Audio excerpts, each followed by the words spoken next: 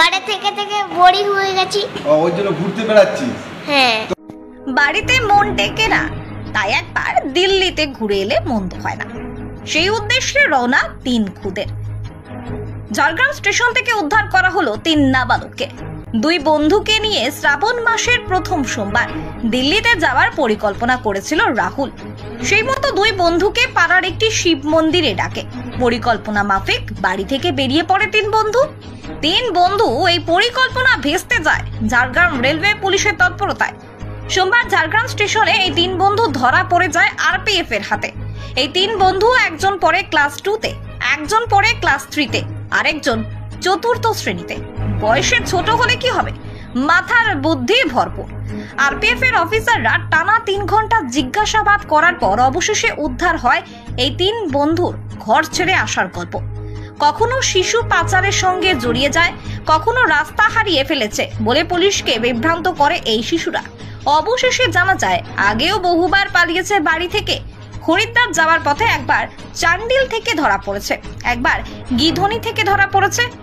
সব জেনে Jhargram rail police Kharagpur rail পুলিশের সাথে যোগাযোগ করে। 3 শিশুরই খড়গপুরে তাদের বাড়ি বলে জানতে পারে।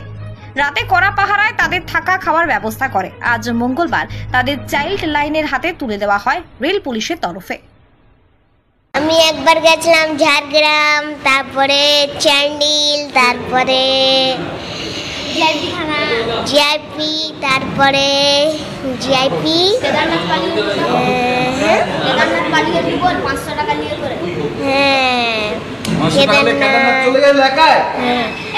এক রাতে খেলছি। জিআইপি পুলিশগুলো আছে না, জিআইপি থানা।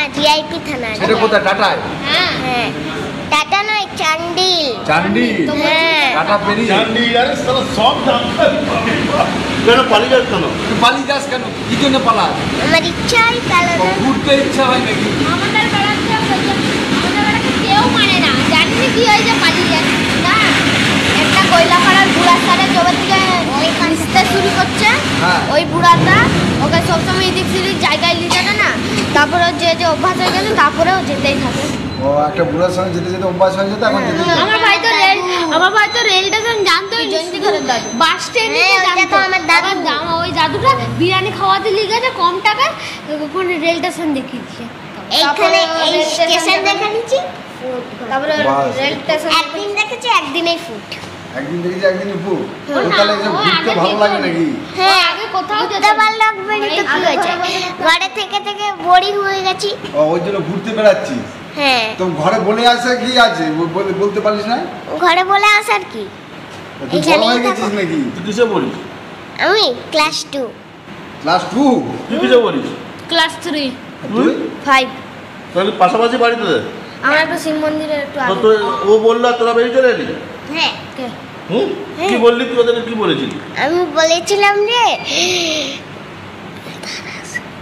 বলেছিলাম যে শিব মন্দিরের কাছে বলেছিলাম, খড়গেশ্বরের মন্দির। খড়গেশ্বর শিব মন্দিরে আসতে? হ্যাঁ, তারপরে বলেছিলাম না চল আজকে শিবরাত্রি আছে, স্টেশন যাবো চল। তারপরে চলে এসেছি। স্টেশনে ট্রেনে চেপ করে চলে এলি? হ্যাঁ, কলকাতা যাচ্ছিলাম আমরা, দিল্লি যাচ্ছিলাম। ওইখানে একটা খোলা সেখানে ট্রেন চলে না, ওইখানে স্টেশন নেই, খোলা। আমি বলছি নেমে পালিয়ে যাবো, চল বোধহয় লোকটা পালিয়ে গেছে অবস্থা হবে না। তারপরে আমরা নেমে করে হাঁটতে হাঁটতে রাত হয়ে গেছে। রাত তো হবে। এরকম বলছিলাম, এরা বললো চ ঘুরে আসবো। তারপরে ওখানে আমরা ছিলাম, দিয়ে একটা কিডন্যাপার ছুটাচ্ছিল আমাদেরকে। হ্যাঁ, দিয়ে আমরা জানতাম না ওটা কোন কোথাকার ট্রেন, দিয়ে আমরা ট্রেনে উঠে গেছি। দিয়ে ট্রেনটা ছেড়ে দিয়েছে। তারপরে আমরা ওখানে একটা জায়গায় নামছিলাম। একটা জায়গায় দাঁড়িয়েছিল, ওখানে নেমে করে আমরা হেঁটে হেঁটে ট্র্যাকের উপরে আসছিলাম। তারপরে ওই কাকিমা গেলে স্যার দেখা হলো। দেওয়ার পর কি বললো কাকিমা? দিয়ে ওরা 3 জনকে বিস্কুট দিল। তারপরে ওখান থেকে আসছিলাম, বিস্কুট খেয়ে আবার কাকিমার কাছ থেকে চলে আসছিলি? হ্যাঁ, দিয়ে কাকিমা বললো একলা চল যা। দিয়ে ওদিকে হাতি আছে, শিয়াল চিল্লাচ্ছিল আর কুত্তা লোক আনছিল। দিয়ে একলা আরও এসে করে ওদের কাছে যে আর একটা কাকু আসছিল, ও ছেড়ে দিচ্ছিল।